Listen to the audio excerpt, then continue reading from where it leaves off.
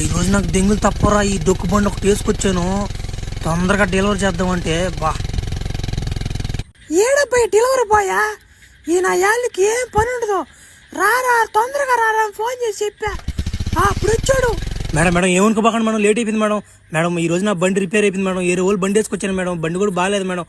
ఏమనుకోకుండా order తీసుకోండి madam, return ఇవ్వకండి madam, మళ్ళీ నా ఉద్యోగం పోద్ది మేడం.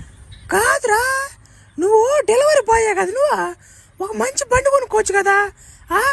వాళ్ళు నా మాట గంట అయింది ఆర్డర్ పెట్టినేనా, ఆకలికి తట్టుకోలేక నా మాట అన్నంలో నీళ్ళు పోసుకుని ఎరా తెగరా సత్తు కూడా నీ దెబ్బకే. మేడం సారీ మేడం, ఏమనుకోపోకండి మేడం, ఇంకోసారి ఇది రిపీట్ చేయండి మేడం.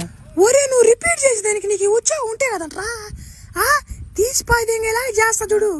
నాకు ఈరోజు ఆకలితో మాడిచ్చావు కాబట్టి నీ ఉద్యోగం ఉండదు, నా మాట ఉండదు.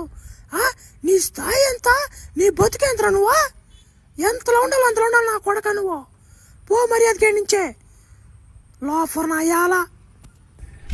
నిద్రలేసి ఎవరు మొహం చూసాను రా నాయన. ఈరోజు స్కూల్ గోల్ లేట్ అయిపోయిందిరా. సార్లో పిల్లకాయలు అందరూ ఎగతాలు తెంగతారు నాన్న. ఈడు చూడు ఎప్పుడు వస్తున్నాడు, ఎప్పుడైంది బడి వేరే. అసలు ఏమన్నా సెన్స్ ఉందంట నీకా? టైం ఎంతరా ఇప్పుడు?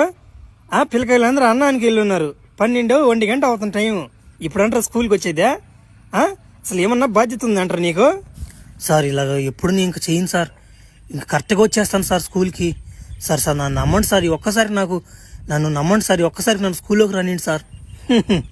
ఒరే నీలాంటి వాళ్ళు నీ స్కూల్లో ఉండిస్తే మిగతా స్టూడెంట్లు కూడా చెడిపోతారా.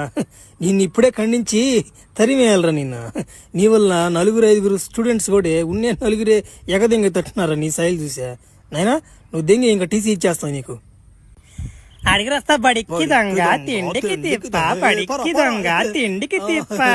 చూడు తలకి ఎట్టు ఉంచుకోపోతున్నాడు. బడి కరెక్ట్గా వచ్చి దిలీజిడికి పనికి మారిన వాటికి.